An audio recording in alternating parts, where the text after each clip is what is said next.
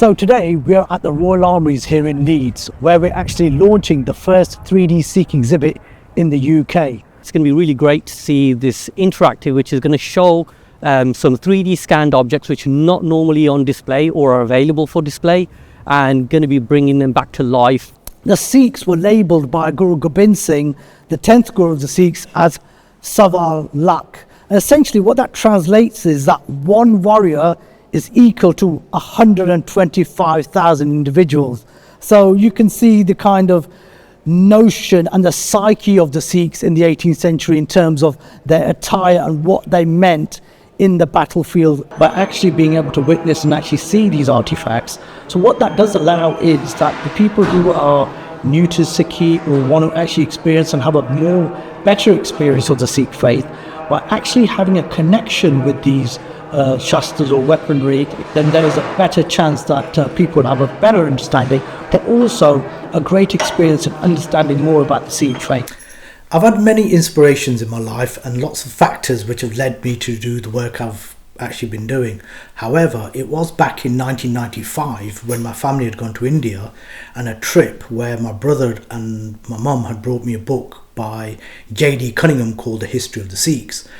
I'd started reading it, and it was very important that when I was going through it, I was learning lots of information that I'd never come across before. So what then happened was that it inspired me to actually do a course at De Montfort University here in Leicester, and I started to wonder a little bit more about the Bani of Guru Gobind Singh. So during 1997 and 2001, what I wanted to do was to explore the reasons of Dasam Bani and its role in the Khalsa. And this eventually also led me to kind of consider the court of Guru Gobind Singh, what were the factors which led to the actual Sajana of the Khalsa, as well as also thinking about the educational system. Because when we look at the Khalsa, we're always looking about the Sajana of the Khalsa in terms of a religious outfit, a military outfit, but I want to look at the educational system. And at that time, I actually went to consider various works of the Gurus, various kind of work of the Kavis as well. And this is a very important factor for my work, which has been, it's the inspiration, which is why did all the Kavis flock to Anandpur Sahib and Paonta Sahib, and where an educational system was built?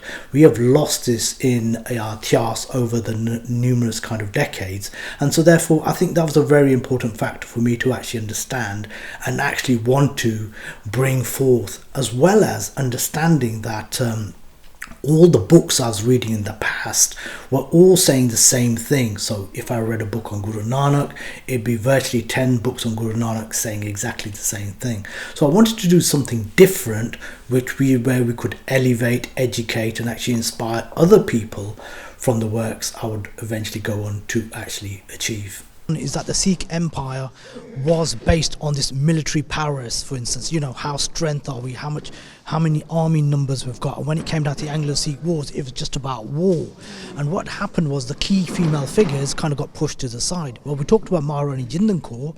She tried her best, but even the court of regency kind of let her go as well, because and then Lord Dalhousie, all these kind of other British generals that were there, they just wanted her out of the Punjab because they knew what kind of a threat she was.